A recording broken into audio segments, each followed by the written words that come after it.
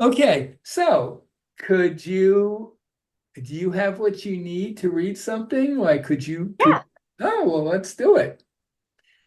Uh, Okay. so could we pretend that you're in your studio at home and Yes. you're what kind of books are you what is it, are they kids books or what are Right now, what I'm reading is there's a woman who is a military wife, and her husband travels all the time for the last 3 decades, and she wrote like a 30-day devotional to women who okay. are to choose. And then the next one right after that is the same author, and she did like a memoir of these military wives and their Oh, okay. stories. Oh, I good. just finished the last And chapter are last. they so there is a book and you're doing the audio version of this? Yeah, so it's through Oh, Audible. So she oh. hired me through Audible. Oh, you get paid for this, I hope. You do, yeah. Okay. This is my first one, and so I'm discovering how much work it is. And oh my gosh, next time for my next book, I'm gonna charge more. Okay. So All hard, right. but So you're actually reading from the book, right? And correct. you So have a book like that or that book right I there? have that book. I think I'm just gonna read that book Let's to you. start with Okay. some chapter there. And what I'd like you to do is just imagine you're actually doing a recording. And of course, there is a recording being made that you'll be able to see and hear. Uh-huh. Yes. Um, and what was I gonna say? I had a thought just came and disappeared in the middle of that last sentence. Oh, that's okay. Um, just as much as possible, just be in that, be thinking Yes. this is I'm actually doing it for real for the book, but of course Okay. you're not. Yeah. So I And normally. I might interrupt you from time to time. Mhm. So don't take that as it won't be, it'll be because I'll want to ask you a question about something, whether you notice or just make a suggestion. But for the beginning, I'd like you to just read a couple, 2 or 3 sentences, and then we'll go from there. Okay. So if I make a mistake when I read, I Doesn't matter. Don't worry about mistakes. I don't know, like see what I do so that you can see if it's weird, but Oh, I'll okay. just skip Yeah. the because Don't in worry about it. recording. This is not the actual audio book, but I just want you to be doing I'm reading. Okay. what you would do. All Okay. right, here we go. Day 30, a tapestry of grace. My life is but a weaving between my God and me. I cannot choose the colors he weaveth steadily. Oft times he weaveth sorrow, and I, in foolish pride, forget he sees the upper and I the underside. Okay, let's pause for a second. What did that seem like to you? What, from your perspective, how did that feel? It kind of felt a little bit more like earlier in the week before I did the no effort, because I get in my head like it almost feels a little robotic until I shake it out and have to like tell myself, you're free, try it again. No, Right. It did seem, I mean, it wasn't bad at all, but it did seem like you went into a different world that was where mm, more serious world, maybe, let's say. yeah. Okay, so let's just do an experiment. You got another 3 lines we could do. Hmm. So you have a direction you can use. I'm free, right?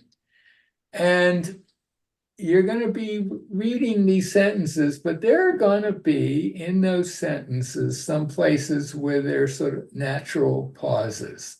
Certainly between sentences, there are going to be natural pauses. If you can remember, and it does, and it's certainly not, don't worry whether you remember every time, but when you can sense a pause coming up, you or about to be, you could just use that as an opportunity because you won't be speaking during that pause to just think, I'm free. Just the thought, no idea of what it's going to produce. Okay. Just have it as a background intention. Know ahead of time that there'll be many pauses where you won't use it. You just won't remember. But when you remember, you just gently bring it there. Okay. Bring that thought. No effort with the thought. Got it.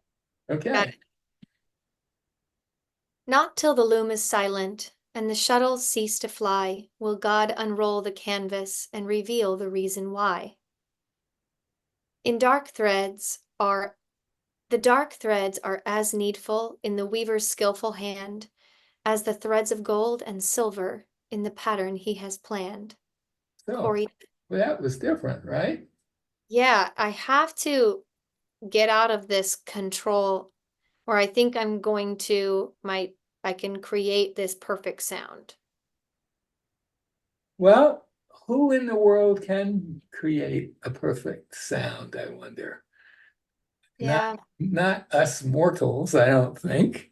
Yeah, I think that's very fair, to allow myself to let go of the idea that I even could create a perfect sound.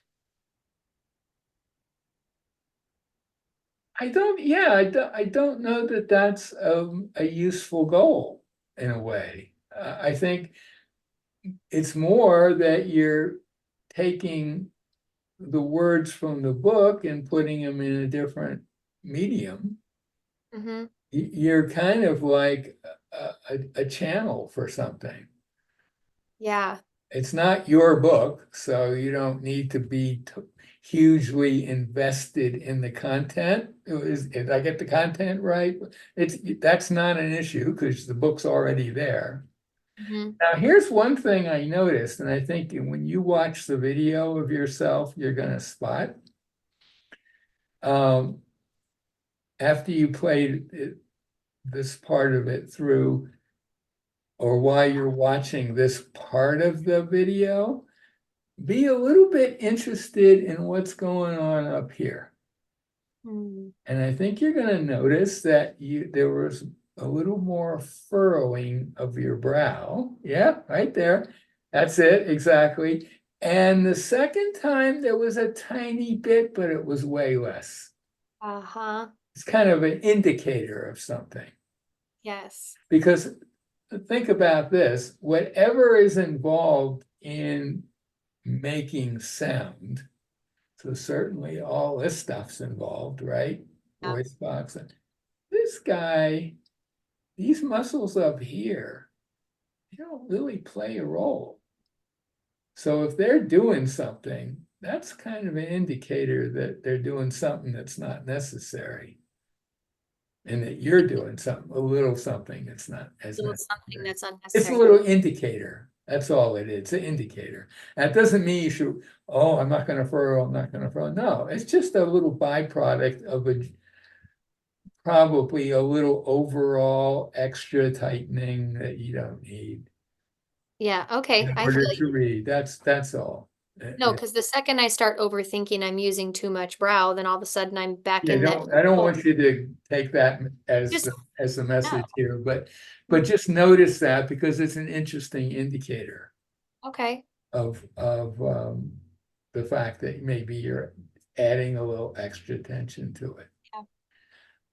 The other thing that you might want to explore, and let's do a few more sentences with this thought in mind. There are those natural pauses that we talked about, perhaps when after a comma or something, or certainly after a period. Mm-hmm. Do the same thing, we'll do the same project you did before when you can remember during those pauses to just put out this little fleeting thought, I'm free. Experiment with letting the pauses be slightly longer than you're used to. Okay. Just go do the next 2 or 3 sentences with that Sure. thought in mind. Mhm. I mentioned in the reading Searching for Beauty how my family and I visited the Anne Frank house in Amsterdam. But I wonder if you are familiar with the story of Corrie ten Boom, which occurred during the same era. If not, I highly recommend you read The Hiding Place. Now, how was that?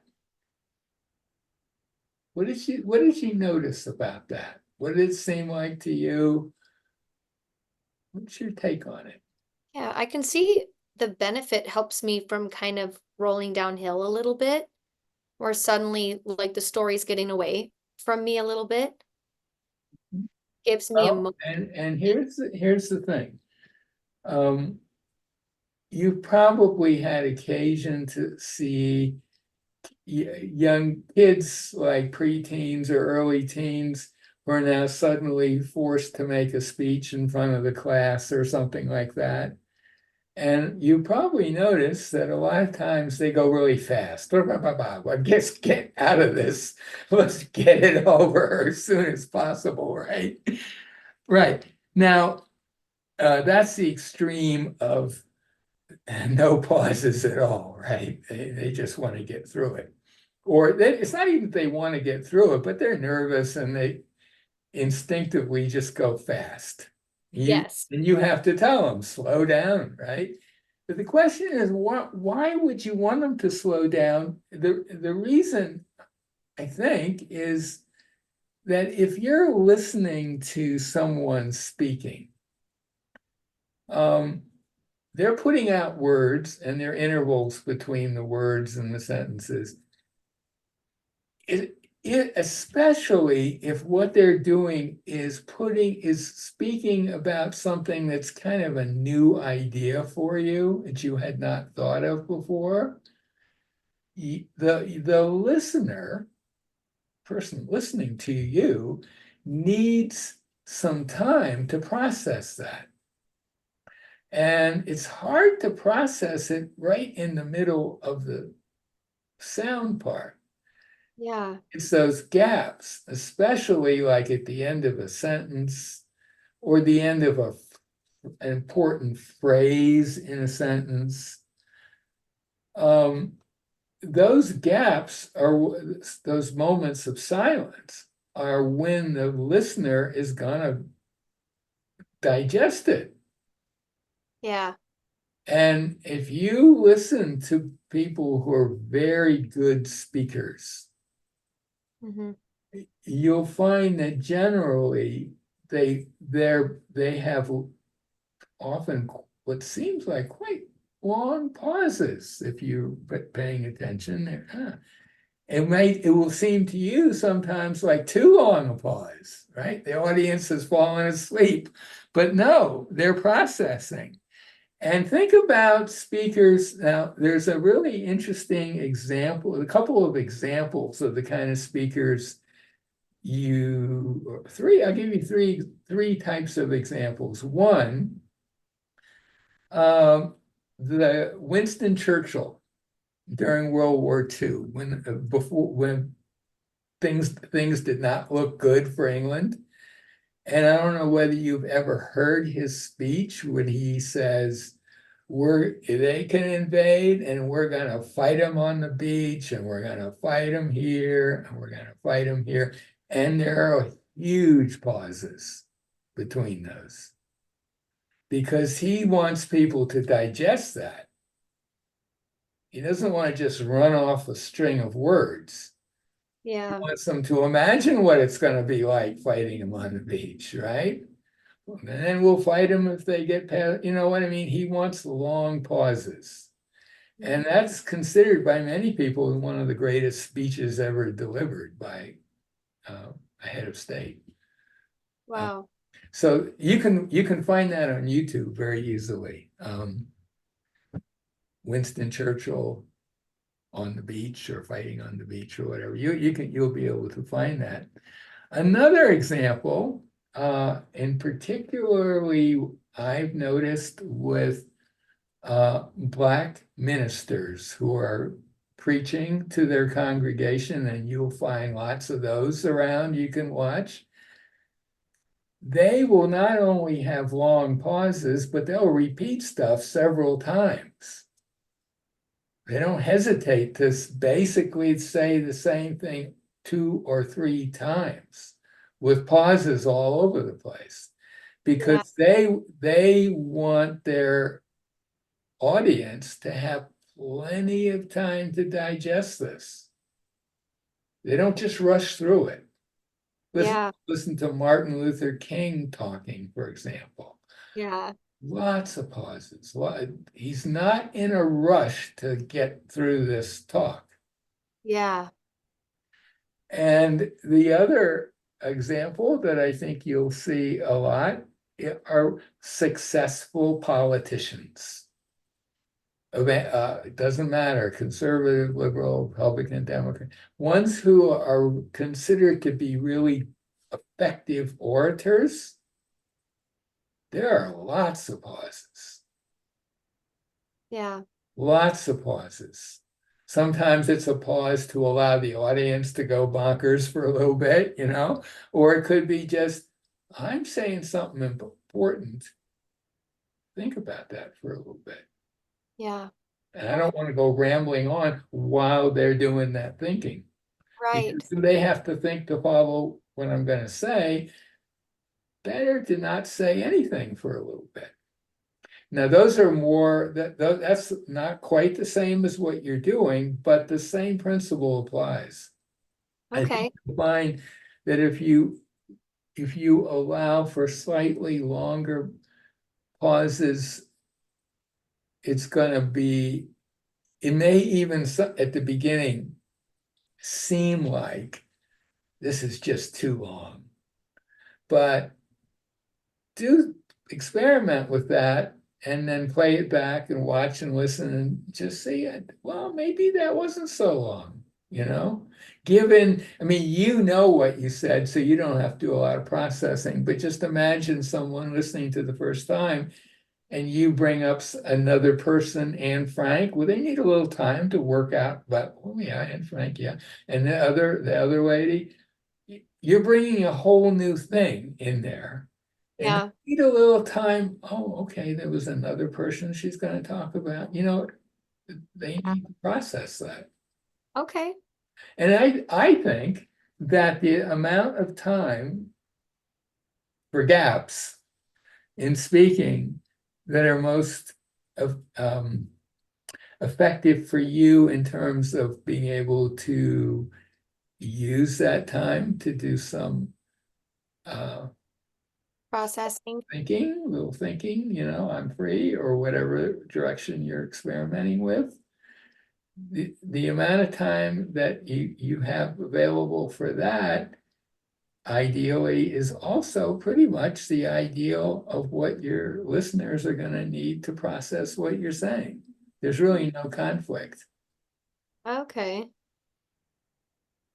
So that's something you have to experiment with. I assume in your little audio studio in the closet that you can do stuff and just erase it and do it over, right? So you can just experiment with that, see how it sounds.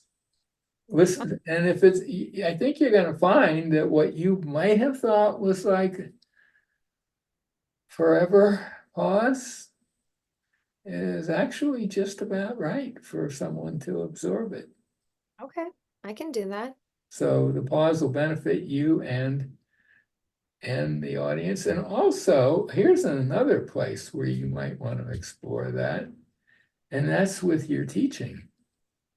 Yeah. Because you're talking to these kids, right? Yes. And he told me you had 60 of them in one class. I like, well, they're all different, and some of them are probably really quick and get it right, but some of them need more time to process what you're saying. I So you have 10. might find that even though it might seem like it's going to take slightly longer, but the amount's going to be minimal, in fact. But that extra time is going to be just what some or many of those kids are going to need to really understand what you're saying. Because I, you're telling them stuff they don't know already. It's not like uh, you're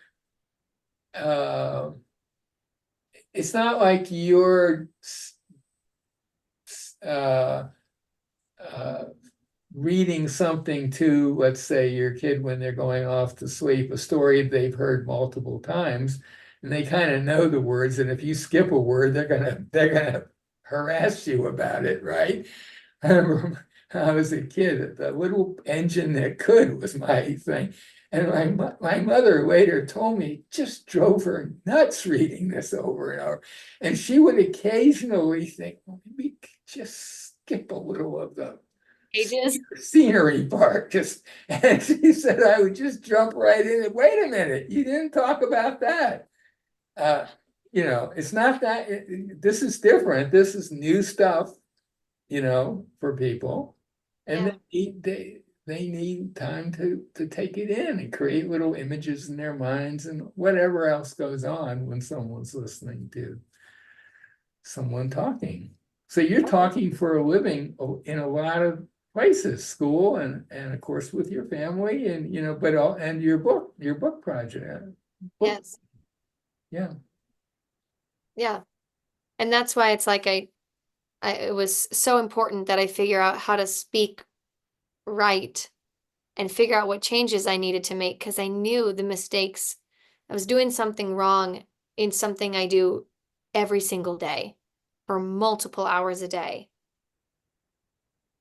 You Okay, do. suggestion. It's a little presumptuous Yes. of me. I would ditch right and wrong. Hmm. I don't think they're helpful to you. Okay. They're judged, that's kind of a judgment you're putting on yourself. Whereas if you just say, how about just a little easier, Mm. less tension, less Hmm. tightening. Right and wrong, right and wrong is not a good dichotomy for this work, I don't think. Because I don't think you can, from an Alexander technique point of view, I don't think it's possible to make a mistake. You might have intend to think something and forget that you had that intention, Yeah. and then notice, and then you might notice and think, oh, what's wrong with me? I had this simple thought, and I'm supposed to use it at certain times, and I forgot it right away almost, and oh, something's wrong with me for forgetting it. No, you're gonna forget it. Whether you forget it right away or later, you will definitely forget it. You don't want to be clinging to that thought anyway, because your main thing is reading the book. You just want something that you can put into the background from time to time that'll make your work a little easier. Right. Instead of thinking, let's go from wrong to right, let's just thinking maybe let's just be nice to have a little more ease.